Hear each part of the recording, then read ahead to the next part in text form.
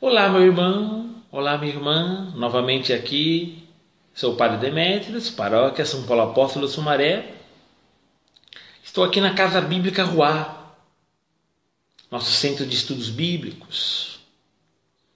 E vamos agora refletir a segunda parte da nossa introdução ao Evangelho de Mateus. Quero dizer agora sobre as características principais deste Evangelho. Já vimos que é um evangelho nascido em ambiente judaico, onde judeus que conseguiram perceber em Jesus a presença do Deus da vida, descobrem que Jesus é o Messias. Esses judeus cristãos, agora eles decidem seguir Jesus e interpretar a lei a partir da pessoa de Jesus. Qual é a característica deste evangelho nascido nesta comunidade? Muito bem. Primeira característica.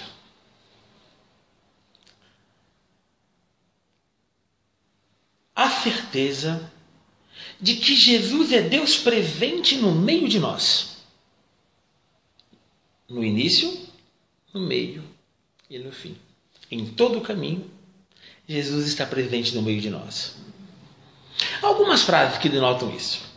Lá no começo do livro, capítulo 1, versículo 23. Ele será chamado pelo nome de Emanuel, que quer dizer Deus está conosco. Um texto no meio do Evangelho, 18, 20. Onde 2 ou 3 estiverem reunidos em meu nome, eu estarei aí no meio deles. Lá para o finalzinho, capítulo 28, versículo 20. Eis que eu estarei convosco todos os dias até a consumação dos séculos, até o fim dos tempos. Jesus está presente. No começo, no meio e no fim. Um paralelo com o Evangelho de São João.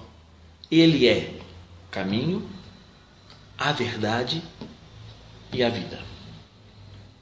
Uma segunda característica é o Evangelho do Pai. Mateus é o Evangelho do Pai.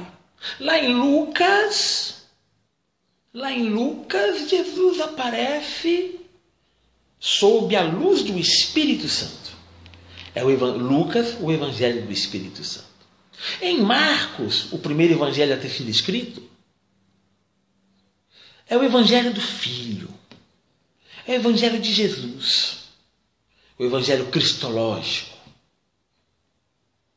Em Mateus, Jesus sempre está mostrando o Pai. O jeito do Pai. É o Evangelho onde o Pai aparece com maior clareza. Veja, numerosas são as vezes em que Jesus fala de Deus como Pai nosso. 21 vezes, Jesus apresenta Deus como Pai nosso. Em Lucas, por exemplo, só 5 vezes. Mas aqui, 21 vezes. E lembrando que 21 é 3 vezes 7. Para o hebreu, para o judeu, o 7 é número completo. E aqui o número completo, o número pleno, 7, aparece 3 vezes. 21 vezes Jesus revela no Evangelho de Mateus o Pai nosso. Jesus vai falar 18 vezes neste Evangelho que Deus é seu Pai. Pai dele, Pai do Filho unigênito. 18 vezes. Muitas passagens interessantes vão apresentar parábolas do Pai. Em Mateus, são abundantes as parábolas que revelam a Deus como o Pai. Por exemplo, a parábola do servo infiel, capítulo 18, versículo de 23 a 35. A parábola dos trabalhadores na vinha, capítulo 20, versículos de 1 a 12. A parábola das bodas reais, capítulo 22, versículo de 1 a 14. A parábola dos dois filhos, capítulo 21, versículo de 28 a 31. E a parábola do joio e do trigo, onde o pai é o dono do campo. Capítulo 13, versículos de 24 a 30. Mateus, o Evangelho do Pai. Uma terceira característica. Mateus é o Evangelho da justiça. Jesus, ele nasce de um homem justo, José. É no ambiente do homem justo, José. É no meio desse ambiente que Jesus nasceu. Jesus é adotado por José.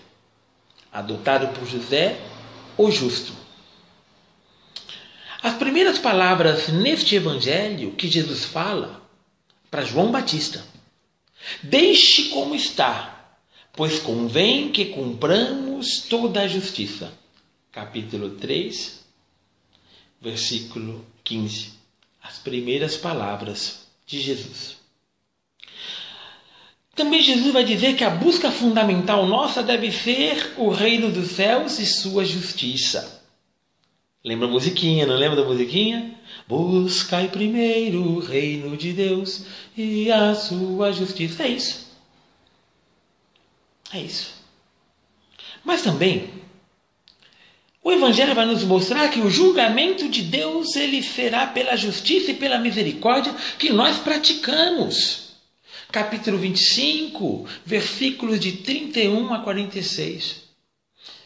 Vinde benditos de meu Pai, eu estava com fome, vocês me deram de comer, eu estava com sede, vocês me deram de beber, eu estava nu, vocês me vestiram, eu estava doente, vocês cuidaram de mim, eu estava preso e vocês me visitaram. Mas, Senhor, quando foi que nós fizemos isso? Quando fizeram isso ao menor de meus irmãos.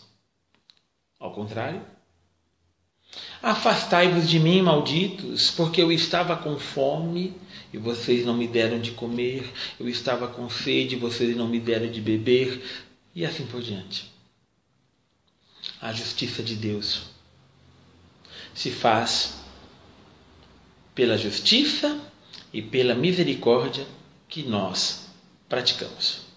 Também o tema da recompensa, isso é muito caro para o judeu, o tema da recompensa. O tema da recompensa aparece muitas vezes. Quando nós agimos bem, Deus nos recompensa. Não porque Ele tem obrigação de nos recompensar, mas Ele manifesta a sua gratuidade na alegria por termos agido conforme o Pai. Sempre o Pai. Uma quarta característica deste Evangelho. O projeto que Jesus anuncia é uma boa notícia, chamado de Reino dos Céus. Jesus fala muito, né? Reino dos céus, neste Evangelho. Veja, o tema do Reino dos Céus, ele aparece 54 vezes no Evangelho de Mateus. Como reino de Deus, só 5 vezes. Porque é um evangelho judaico. O judeu não fala o nome de Deus. Então, em vez de aparecer a expressão reino de Deus, só aparece 5 vezes, vai aparecer 54 vezes reino dos céus no Evangelho de Mateus. Repito, Mateus prefere usar a expressão reino dos céus para evitar a expressão reino de Deus, porque para os judeus, por respeito, eles não pronunciam o nome de Deus. Uma quinta característica. É um evangelho nascido em ambiente judaico, logo a valorização da história e a valorização do Antigo Testamento. Jesus nasce da descendência do povo hebreu. Só lembrar vocês, quando a gente lê lá a genealogia no começo do Evangelho de Mateus, nós vemos que são 14 gerações, mais 14 gerações, mais 14 gerações, para chegar em Jesus. Veja bem, 14, 7 mais 7, 7 mais 7 e 7 mais 7. 6 vezes conjunto de 7 gerações. E quando chega em Jesus, começa a 7ª e última geração. A 7ª e última geração é nascida em Jesus. De Jesus nasce o novo povo de Deus, do qual eu e você fazemos parte. O último conjunto das 7 gerações nasce em Jesus. Também é curioso lembrar que Jesus é chamado filho de Davi. Na numérica hebraica, a letra D, o Dalet, representa o número 4, enquanto a letra Vav, o W ou o V, equivale ao 6. Então você tem David, Dalet, Vav, Dalet. 6 mais 4 mais 6. 14. E em Jesus começa a última geração do qual nós fazemos parte. A geração que se volta ao Pai para a eternidade. Várias vezes aparece neste evangelho a expressão para se cumprir as Escrituras, ou aquilo que foi dito pelos profetas, ou assim também está escrito, ou ouvistes o que foi dito aos antigos. Então essa valorização da história e do Antigo Testamento. Desejo a você um grande abraço em Cristo Jesus e na próxima estaremos refletindo mais algumas características do Evangelho de Mateus. Paz e bem para você. Paz e bem.